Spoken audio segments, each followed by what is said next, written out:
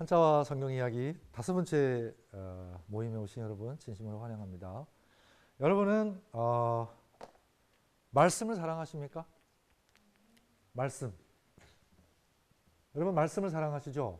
말씀 이퀄 뭐예요?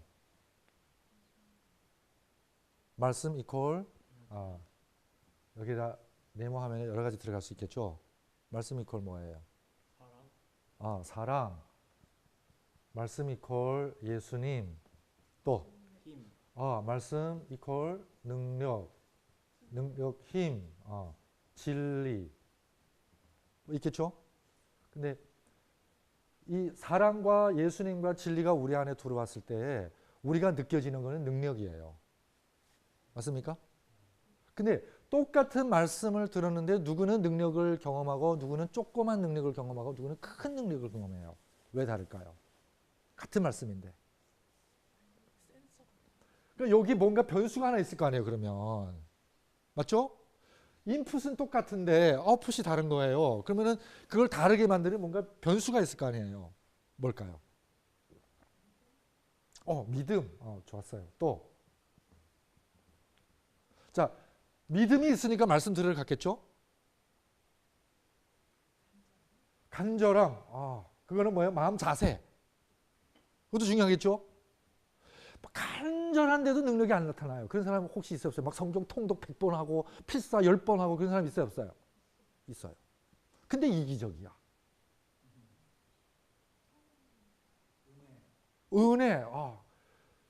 여러 가지 다 맞는 말씀이지만은 깨달음이에요. 깨달음. 깨달음만큼 뭐가 된다? 능력이 돼요. 근데 왜 말씀이 능력이 안 되는지 아세요? 지식으로 장전시킨 거예요. 지식. 여러분, 우리가 신앙하면서 가장 우리가 손해보는 게 하나님의 말씀은 그 가라사대는 무슨 능력이죠? 창조의 능력이잖아요.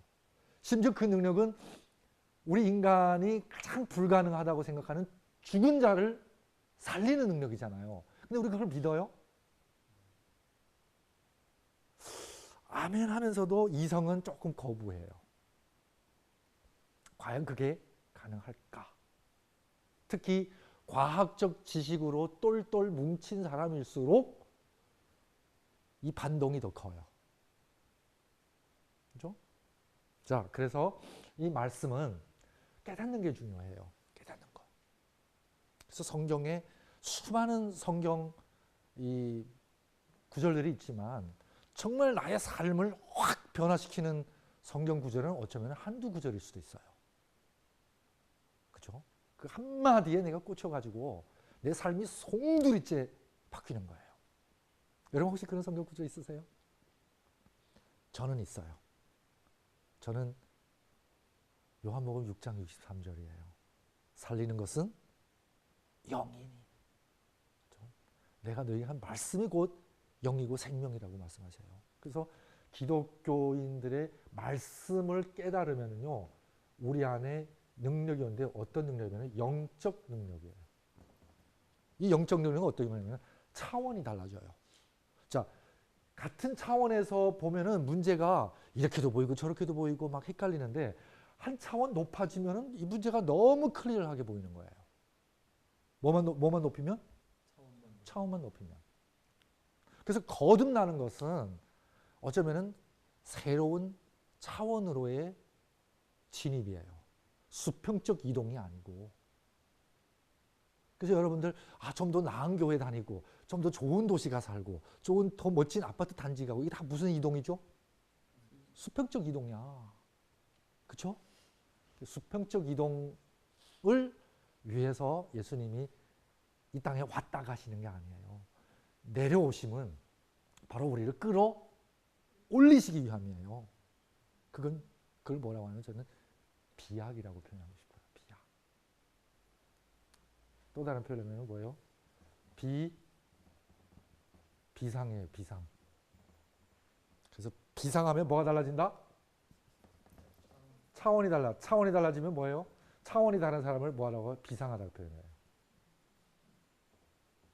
비상해야 이 땅에서 머리도 비상해지고 삶도 비상해지고 인격도 비상해지고 능력도 비상해져요. 왜? 여러분 그 얘기 아시죠? 어떤 큰 그 엔진 회사에 왠지 고장이 자꾸 생겨요. 장고장이.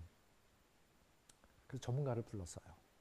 전문가가 딱 대고 그 엔진 소리를 딱 들어보더니 그 회로에 그 구리선을 이렇게 감잖아요, 안에. 그게 몇 바퀴 많다는 거예요. 그걸 빼라.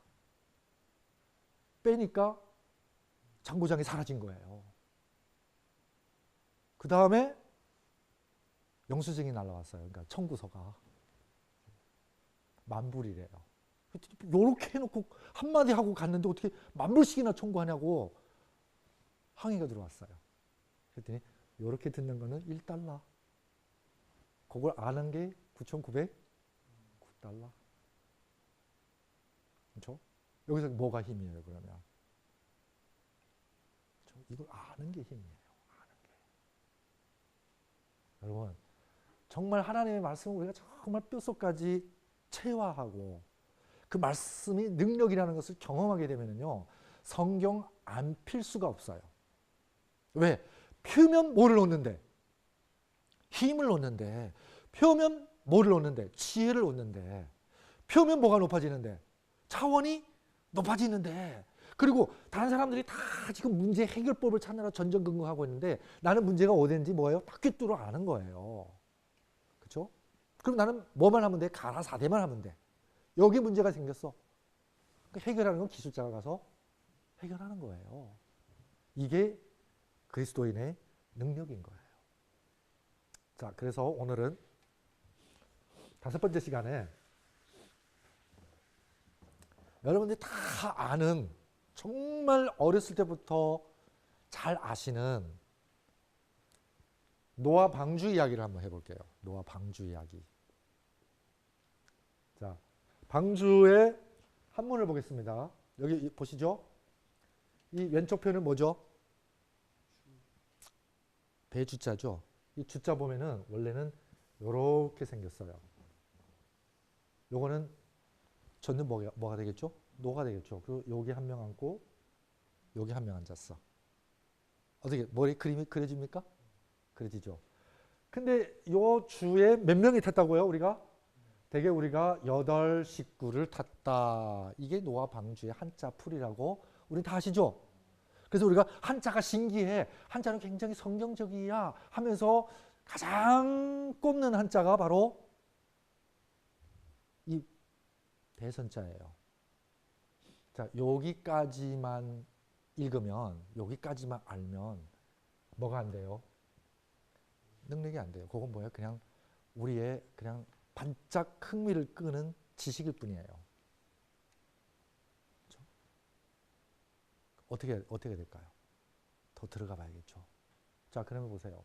여러분, 방주를 몇 년 동안 만드셨어요? 노아가. 만들었죠? 120년을 만들었다고 성경은 기록하고 있습니다. 몇 명이? 노아 1가족 8명이. 그 중에 아낙네가 몇 명? 4명이에요. 그러면 여러분 상상해 보세요. 아낙네는 아마 뒤에서 밥 해주고 뭐 이렇게 옆에서 거드는 일을 했겠죠? 그러면 남자 4명이 120년. 아마 노아는 그 당시에 온 동네 다니면서 이 홍수의 기별을 전했을지도 몰라요.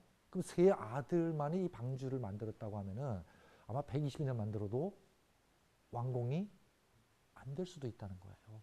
아마 노아는 이 기별을 받는 순간 모든 재산을 전부 뭐예요?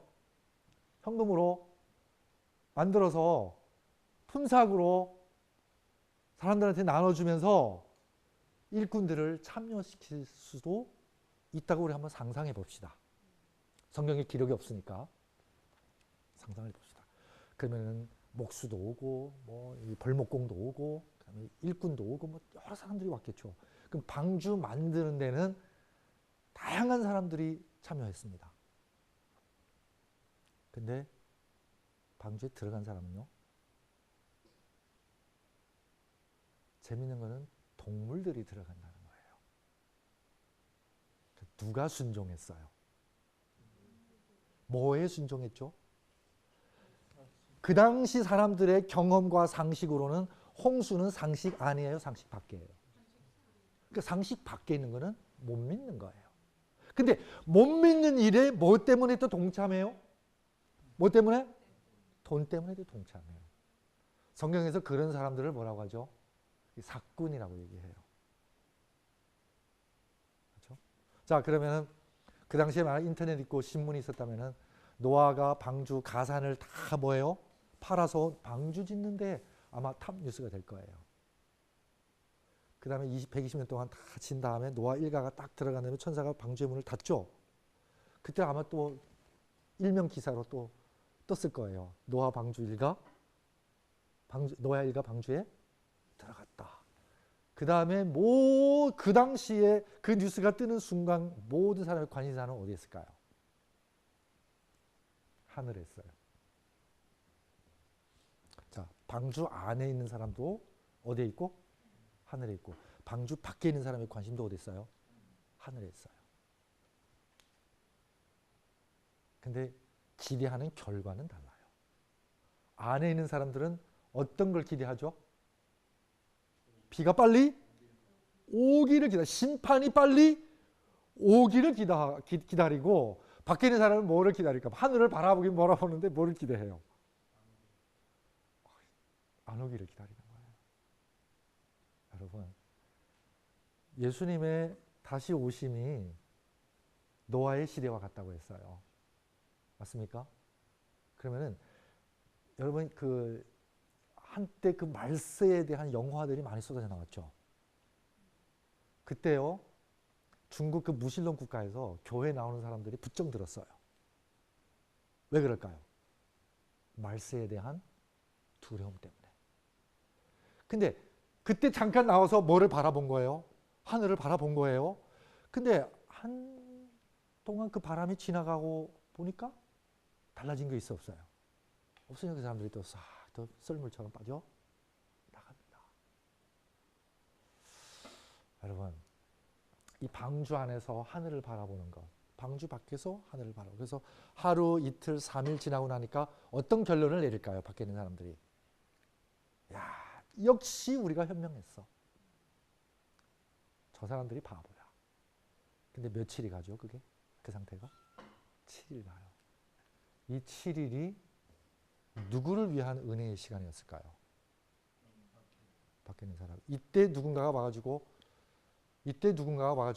노크해요. 노아 아저씨, 저 왕목수예요. 저 박목수예요. 제가 이 방주 만드는데 최고 1등 공신입니다. 아시잖아요. 이 역청 제가 발랐습니다. 만약 7일 사이에 이런 사람이 왔다면 문이 열렸을까요? 저는 그런 생각을 한번 상상해 봅니다. 열렸을까요? 우리 제일 연륜 깊은 장로님은, 만약 장로님이 하나님이셨다면 그런 사람들을 위해서 열어주실까요? 안 열어주실까요? 인간적으로 생각하면 열어줘야 되는데 네. 은혜 기간이 끝났기 때문에. 예, 그 7일이 바로 그런 사람들을 위해서 남겨둔 은혜의 기간이 아닐까 저는 한번 생각해 봅니다. 하나님은 그 사랑을, 우리 인간이 그 사랑을 끝까지 저버리는 최후 한계까지 보류하신다는 거예요. 그게 왜 출애굽 때 10번의 파이팅으로 끝까지 인내하는 그 이유를 여러분 아시죠? 하나님은 한 번에 애굽의 모든 잡심들을 제압할 수 있어요, 없어요? 있어요. 그런데도 계속 뭐예요? 기간을 주는 거예요. 누구에게? 인간의 변덕에게.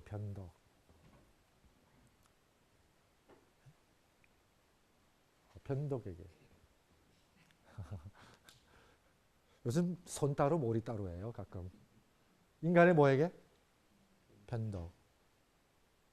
변덕의 반대는 뭘까요, 그러면? 그걸 성실이라고 해요. 그렇죠? 하나님은 어떤 분? 변덕이 없다. 태양은 항상 어디서 떠요? 봄 다음에 항상 뭐가 와요? 그러니까 봄하고 여름은 한 패키지라 하면은 봄 다음에 항상 가을이 와요. 그렇죠? 그렇습니까? 변덕이 있어요, 없어요? 없습니다. 지구는 항상 일정 속도로 돕니다. 빨랐다 멈췄다 하면 우리 다 죽어요. 그건 성실하신 하나님이다. 그렇죠? 근데 이 변덕은 이 변할 변자의 덕덕자거든요. 덕 있는 사람은 변덕스럽지 않아요. 변덕스럽다는 것은 내가 아직 덕이 없다는 얘기죠. 그래서 여러분 가끔 이렇게 좋은 마음으로 좋은 일 했는데도 욕먹을 때 있습니까? 없습니까? 오해사고. 그러면 여러분 그때는 상대방 원망하는 게 아니라 내가 좋은 일을 했는데도 욕먹는 것은 내가 아직 덕이 부족하구나 생각하시면 돼요. 아시겠죠? 자, 그러면 내가 누구한테 돈을 꿔줬어요. 그 사람이 돈을 갚았어요. 그러면 나한테 남는 덕이 있어요, 없어요? 없어요. 왜? 주고받았으니까. 근데 저 사람이 돈을 안 갚아. 그러면 미워요, 안 미워요? 나 내 돈 떼먹은, 내 피땀 흘린 돈을 떼먹은 사람. 그렇죠? 근데 떼먹고 못 갚아야 그게 내가 뭐가 돼요? 덕이 되는 거예요. 그걸 내가 이해해주고 얼마나 어려웠으면은 그리고 돈 못 갚으면은 정말 사람 볼 면목도 없이 살 거 아니냐. 참 불쌍하다. 그럴 때 뭐가 돼요? 그래서 원수가 우리를 괴롭히잖아요. 우리가 원수를 갚으면 덕은 없어져요. 아시겠죠? 하나님 아시잖아요. 그렇죠? 그게 덕입니다. 그렇죠? 자, 그러면 노아 일가의 7일은 여러분이 만약 노아 방주 속에 있는 사람이었다면 그 7일은 여러분들의 어떤 시간이었을까요? 조금 흔들릴까요? 집사님 같으면 좀 흔들리겠죠. 저도 흔들릴 것 같아요. 과연 이게 옳은 선택이었을까? 그러니까 최후의 은혜의 시기에는 믿는 자도 아마 흔들림이 있을 거예요. 그 믿음의 확신에 대한 흔들림. 이게 어쩌면 야고의 환란이 아닐까 저는 생각해 봅니다. 그래서 3일 지나니까 이제는 안도의 숨을 내쉬면서 다시 자기의 삶으로 하늘에서 땅으로 다시 돌아갑니다. 먹고 마시고 시집들고 장가들고 성경 그렇게 기억하고 하루죠. 땅으로 돌아간다는 거죠. 수평적인 삶으로 돌아가는 겁니다. 자, 근데 재미있는 것은 그 수많은 사람들이 방주 만드는 일에 동참했음에도 불구하고 방주에 들어간 사람은 노아 일가족 8명과 짐승들이 동물들이라는 거예요. 자, 그러면 누가 더 영성이 있어요? 동물들이 영성이 있어요? 인간들의 영성이 있어요? 그럼 영성이라는 게 뭔지 한번 생각해 봅시다. 여러분 오늘날도 지진이 일어난다 하면은 하늘 땅은 그 시그널이 와요, 안 와요? 그러면은 잠자던 뱀도 나오죠. 그 돼지우리 제가 어렸을 때 봤는데 시골에서 지진이 올라고 하니까요. 그 우리하는 돼지가 그 우리를 타 넘고 나와요. 쥐들이 떼를 져서 도망가요. 제가 봤어요, 어렸을 때. 열대에는요, 열대는 내가 TV에서 본 거예요. 나비들이 그냥 수많은 나비들이 이동을 해요. 중국 사천 지진 때 어마어마한 지진이 일어났잖아요. 그때 개구리들이 떼를 져서 도망가는 거예요. 그래서 사람들이 신기해가지고 얘네들이 미쳤나? 왜 그러지? 이러고 만 거예요. 근데 누구는 알아요. 그러면 영성이란 뭐냐? 생물적으로 얘기하면은 하늘과 땅의 시그널을 읽을 수 있는 능력이에요. 그렇죠? 그럼 인간의 영성은 뭐냐? 인간의 영성이라는 것은 짐승과 같은 그런 그 천지의 시그널을 생물적으로 읽을 수 있는 능력도 능력이지만은 하나님의 말씀을 읽어낼 수 있는 능력이에요.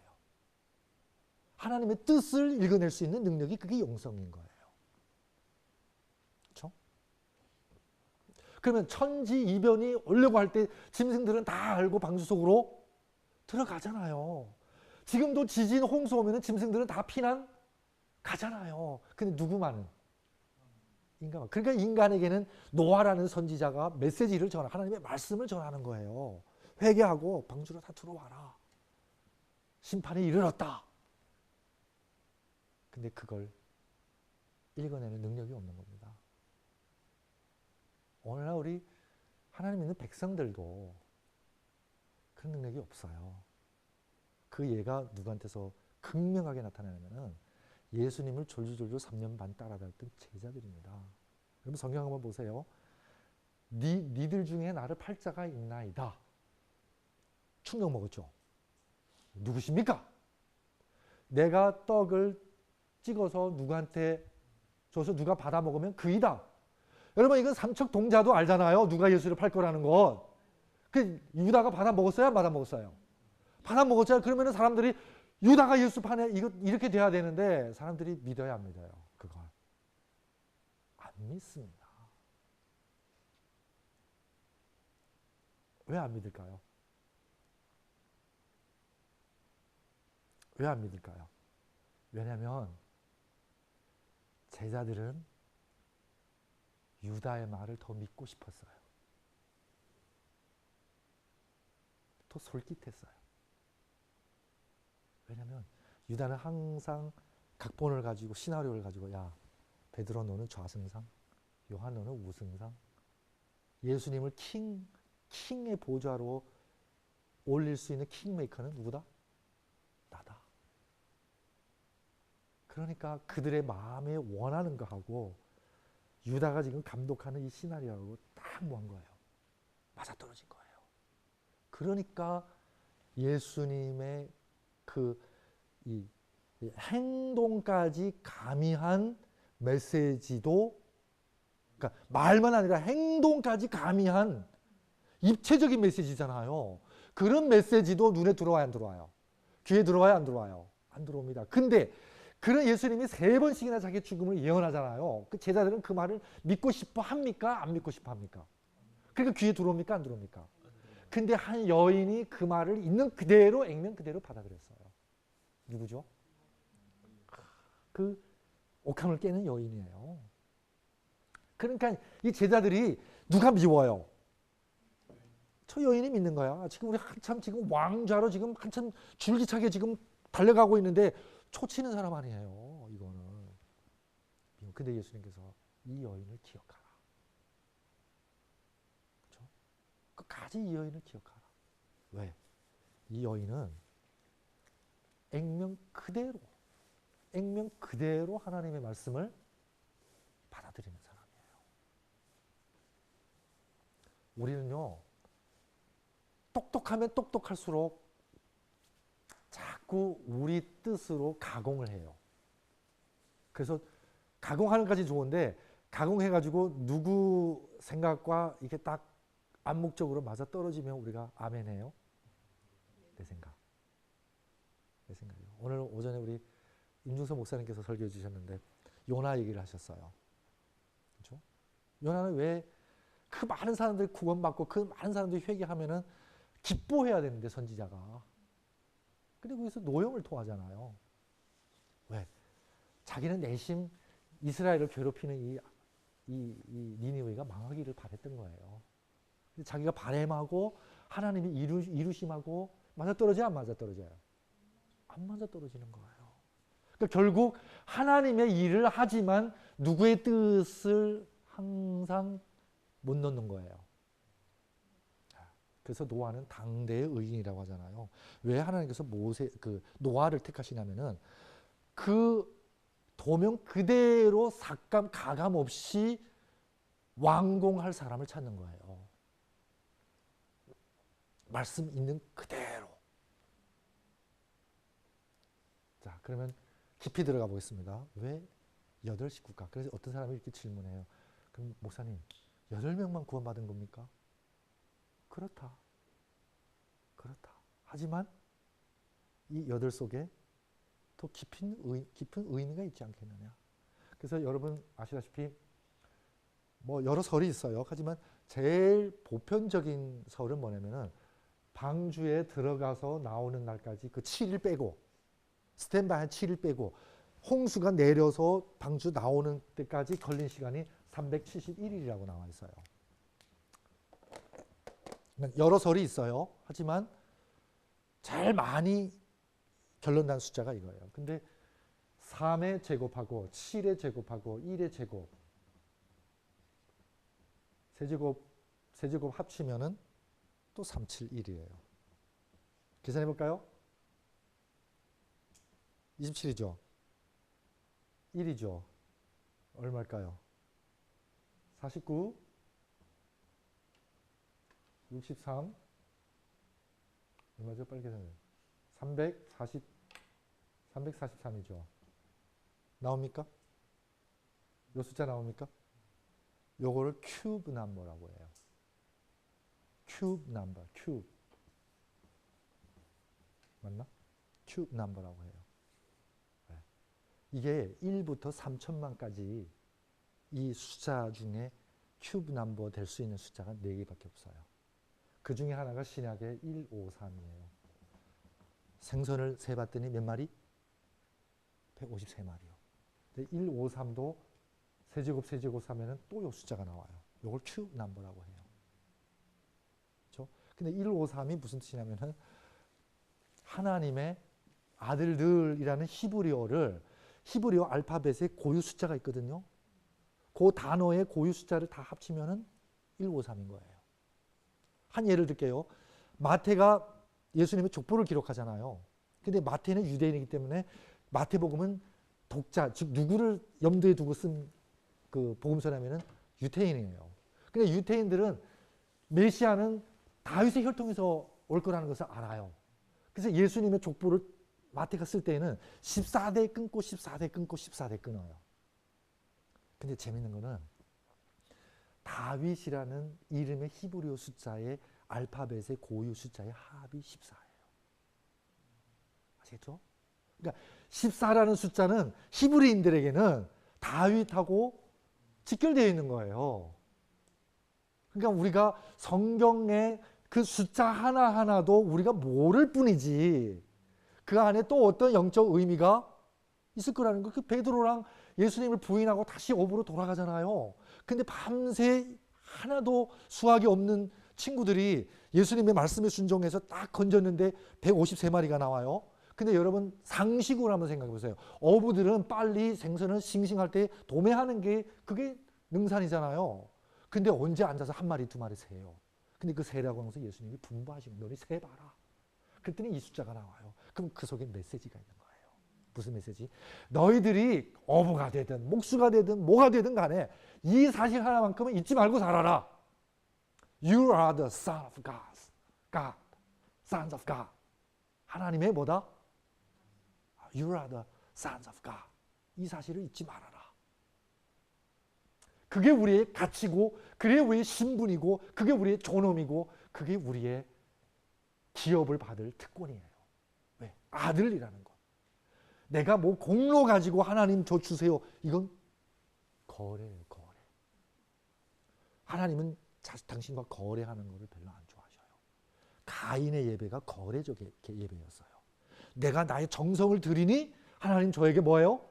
은혜를 누구보다? 아벨보다 더 주셔야 됩니다. 그러니까 이 속에는 하나는 하나님과 거래하는 거고 또 하나는 자기 형제와 분별하는 거예요. 형제에게 축복 주는 게 아니라 형제보다 내가 더 축복을 받아야 되는 거예요. 하나님은 이걸 싫어했던 거예요. 그러면 거꾸로 생각해 봅시다. 하나님은 어떤 걸 좋아할까요? 하나님, 저는 축복을 한껏 받았으니 내 잔이 넘치나이니 이제는 아벨을 축복해 주세요. 그렇죠? 5배를 축복해 주세요. 이렇게 돼야 돼요. 그렇죠? 그리고 하나님과의 거래가 아니라 하나님, 제가 하나님의 아들이잖아요. 하나님은 저의 아버지잖아요. 이 뭐요? 생명적 관계. 이걸 회복하기 위해서 하나님이 오셔서 그 십자가에서 회복해 주신 게 바로 이거라는 거죠. 이 관계는 누구의 희생으로?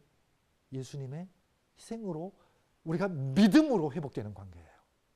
행함으로 회복되는 관계가 아니고, 그러면 그 관계가 회복된 사람에게는 그 관계 속에서의 삶이 있을까요, 없을까요?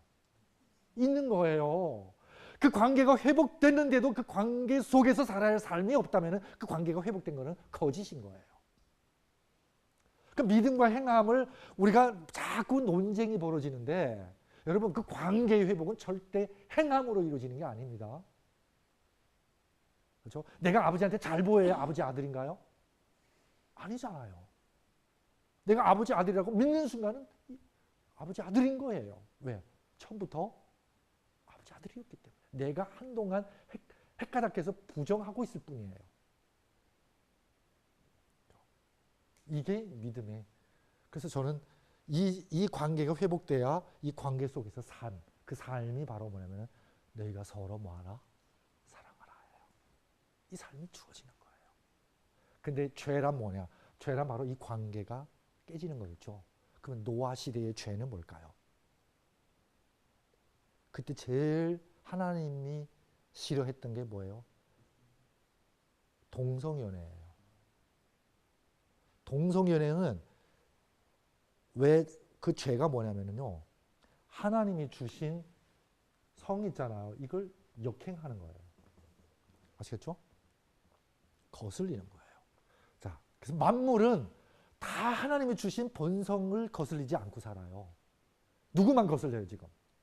인간만큼. 그래서 저는 요즘 늘 머릿속에 생각하는 게, 여러분 하늘에는 하늘의 이치가 있습니까, 없습니까? 밤낮이 바뀌고 추나추동이 바뀌고 하늘의 이치 있죠. 물은 높은 데서 낮은 데로 흐르고 순환하고, 그렇죠? 그러면은 우리 몸에 생리가 있어요, 없어요? 우리 몸도 순환합니까? 순환합니다. 우리의 이 폐쇄된 내적 순환과 이 천지와의 그러니까 스릴이 순환을 하는 거예요. 이렇게도 순환하고 이렇게, 그러니까 자전과 공전도 하는 거예요, 우리 몸도.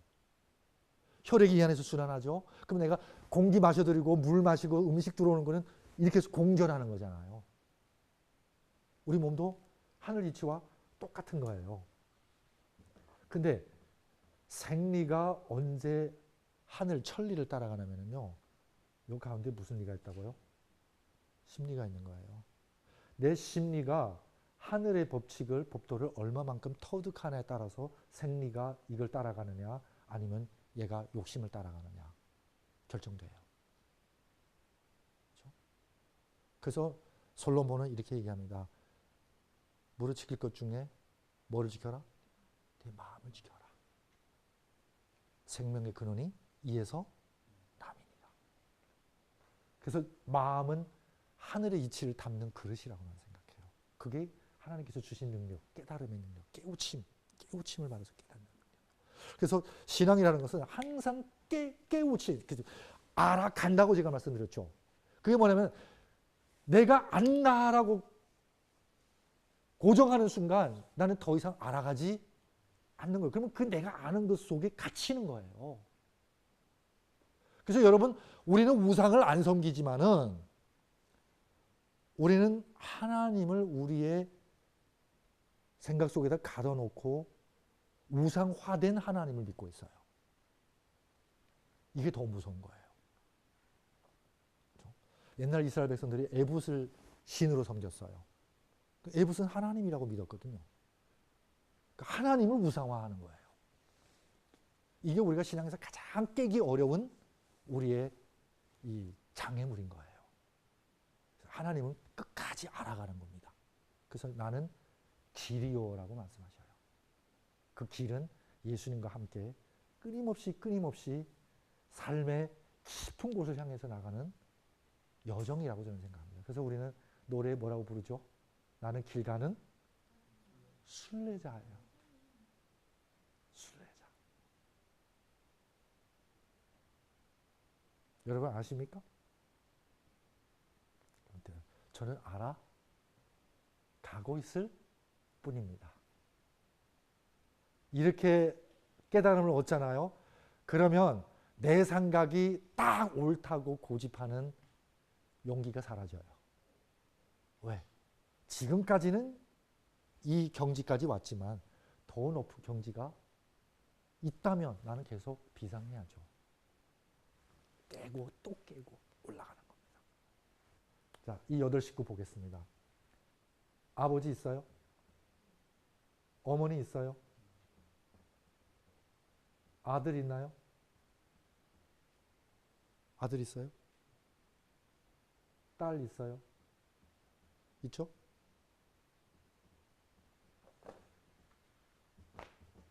남편 있나요? 아내 있나요? 있죠? 형 있나요? 제 있나요? 하나, 둘, 셋, 넷, 다섯, 여섯, 일곱, 여덟이죠. 맞습니까? 근데 요렇게 보면 이건 다 뭐예요? 관계예요. 관계. 창세기 하나님께서 제일 먼저 인간에게 주신 제도가 무슨 제도냐면 가정제도예요. 부부를 통해서 이루어진 가정제도예요. 그 다음에 주신 제도가 무슨 제도냐면 안식일 제도예요. 그렇죠? 즉 부부라는 생명 공동체가 하나님의 리듬 안에서 하나 되는 거예요. 안식일은 리듬이라고 절제라고 제가 지난 시간에 말씀드렸죠. 그 하나님의 장단에 맞춰서 덩실덩실 춤출 때 얼쑥이라는 추임새가 나오는 거예요. 그러니까 얼은 우리의 영인 거예요. 정신인 거예요. 쑥은 뭐냐면은 업된다는 얘기죠. 그때 신명 난다라고 외치는 거예요. 신명이 뭐예요? 신명이잖아요. 신명. 그렇죠? 신명 난다. 하나님이 함께 하신다라고 우리는 외치는 거예요. 그렇죠? 이게 우리의 삶이었는데 근데 이 관계가 깨지기 시작합니다. 어디서부터 깨지냐면은 노아 부부에서 깨져요.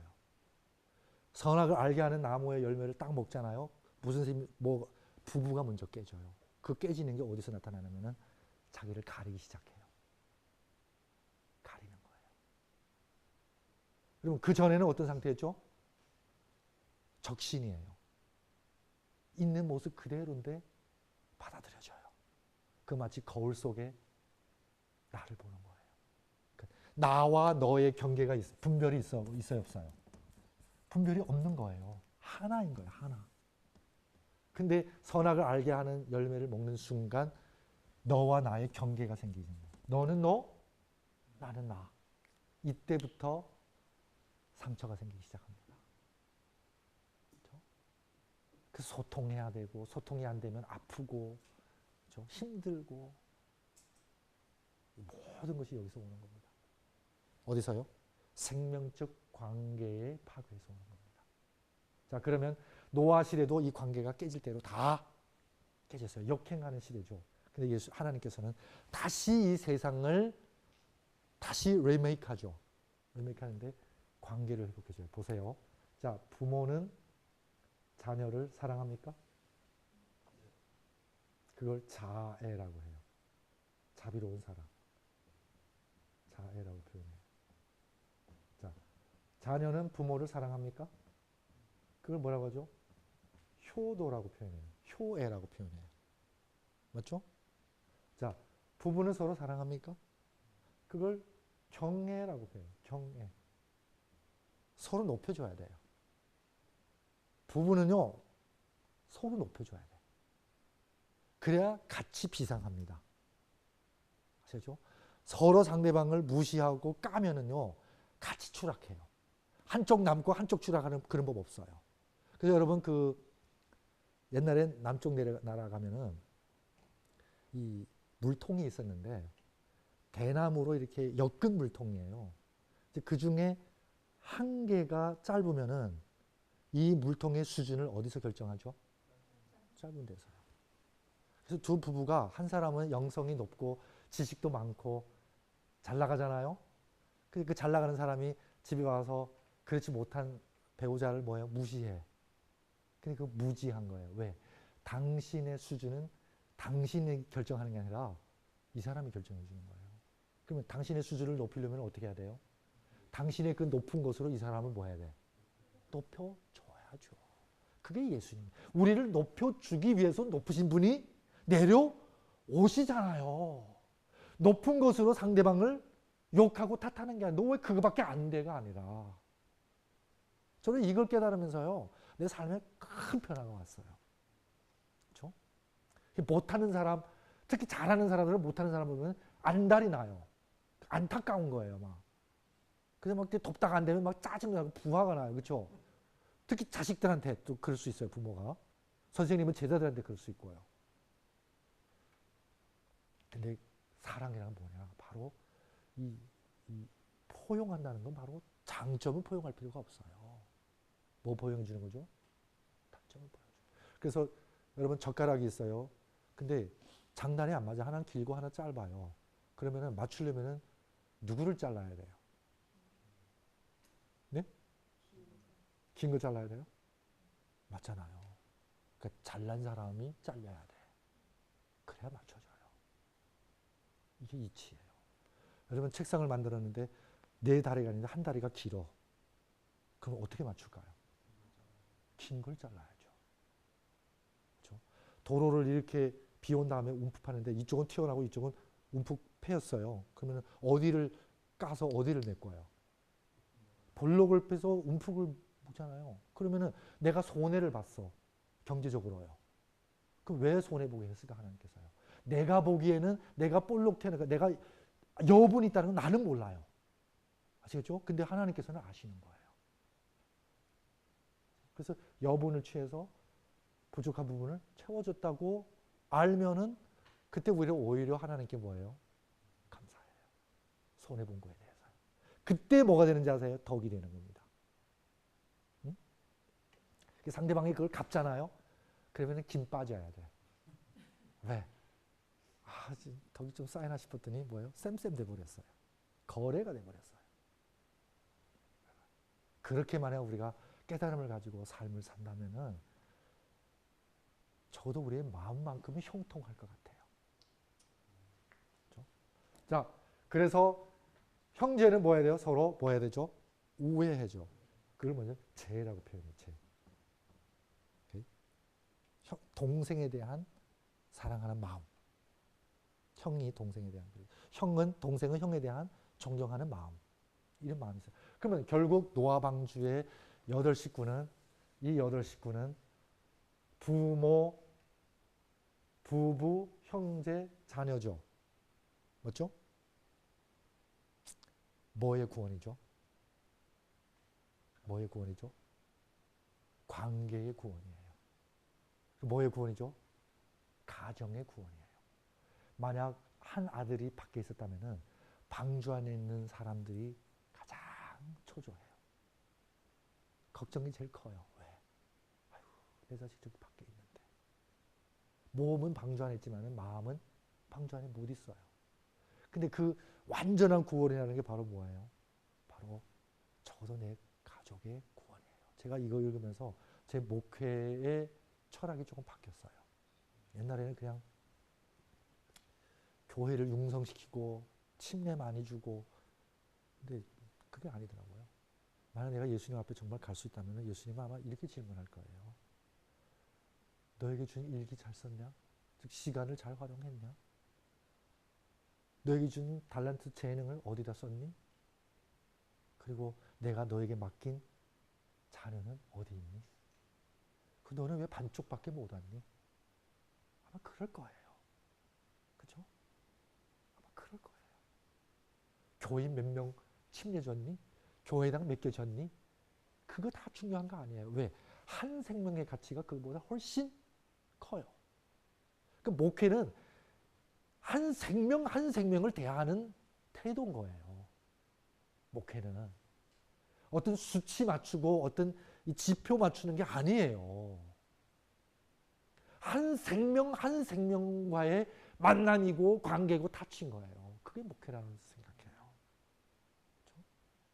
자, 그래서 오늘 이 배선자를 우리가 이렇게 생각해 보면은 여러분 그냥 우리가 그냥 가십처럼 그냥 방주에 8명 싣고 탔다까지만 알면은 그냥 이루한 거예요.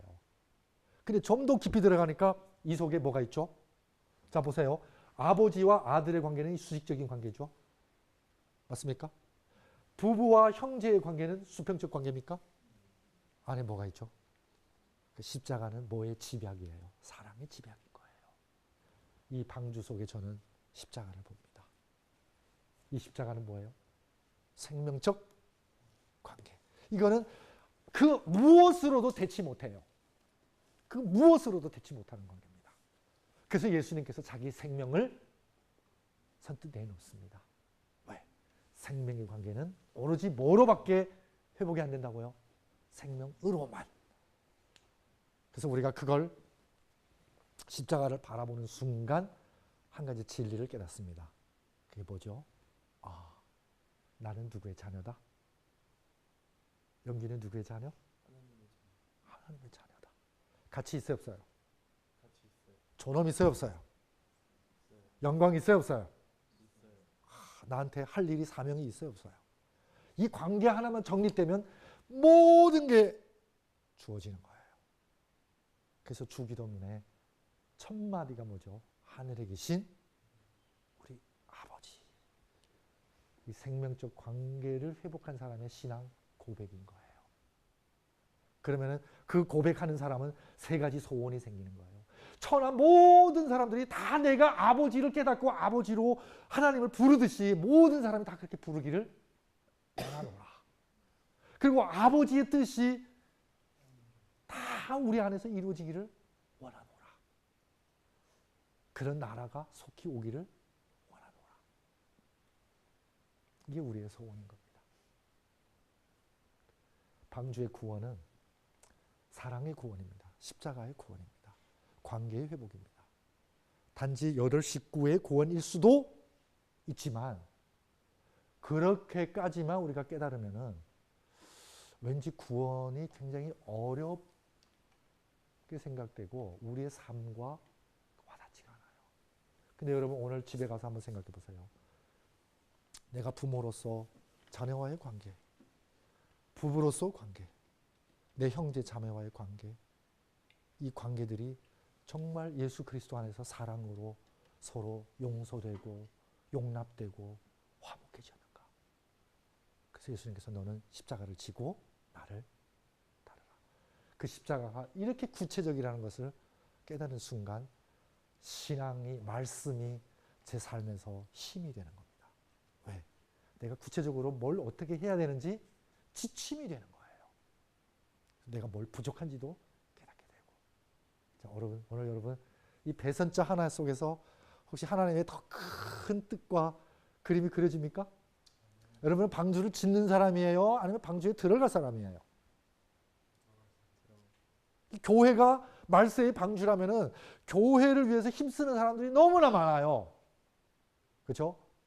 그리고 교회에서 좀 뭐 많든 적든 간에 좀 이렇게 받아가는 사람도 있어요. 근데 절대 방주는 만들어 놓고 방주 밖에서 하늘 쳐다보는 사람이 되지 말아야겠죠? 그렇죠? 자, 그래서 액면 그대로 하나님의 말씀을 읽고 깨닫는 그런 나의 어떤 지식과 이런 성견을 좀 배제하는, 내려놓고 읽는 그런 훈련이 저와 모두에게 필요하지 않을까 생각하면서 우리 다음 시간 또 기약하겠습니다. 감사합니다.